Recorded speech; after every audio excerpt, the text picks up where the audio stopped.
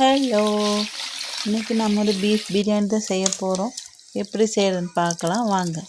அதுக்கு முதல்ல 1 kilo beef எடுத்துருக்குறோம். அது நல்லா தண்ணி ஊற்றி கழுகி வடிகட்டி வச்சுக்கலாம். தண்ணியெல்லாம் வடியட்டும்.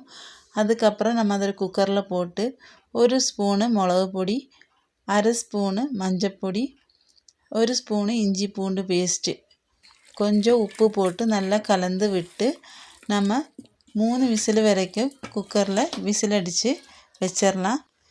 இப்போ நம்ம சாப்பாடு தாளித்து விட்டுடலாம்.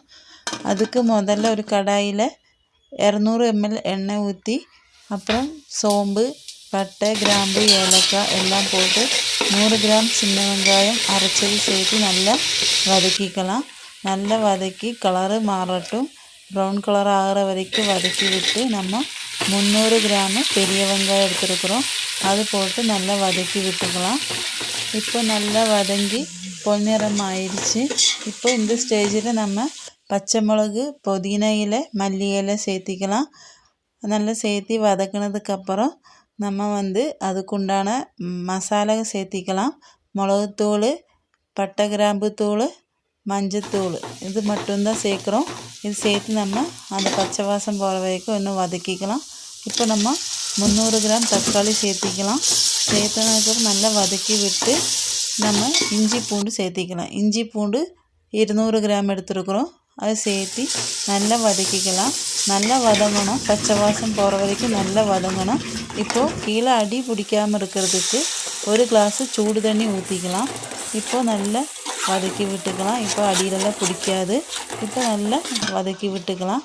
இப்போ இந்த ஸ்டேஜில் நம்ம குக்கரில் வேக வச்ச கறி சேர்த்திக்கலாம். அந்த தண்ணியோடவே சேர்த்திக்கலாம்.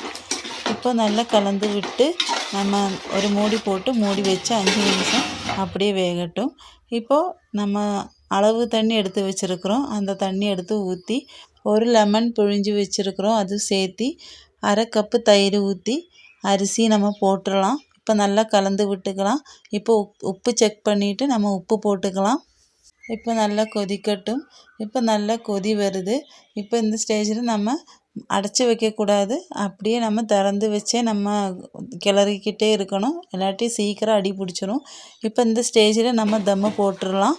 இப்போ தம்முக்கு வேண்டி ஒரு பழைய தோசைக்கல் அடுப்பில் வச்சு நம்ம சட்டி அதுக்கு மேலே வச்சு அதுக்கு மேலே சுடு தண்ணி ஒரு சட்டி வச்சுருக்குறோம். அப்போ தான் நம்மளுக்கு நல்லா தம்மாகும். மேலேயும் கீழேயும் ஒரே மாதிரி தம்மாகும். அடுப்பு சிம்மில் தான் வச்சு தம்மு போடணும்.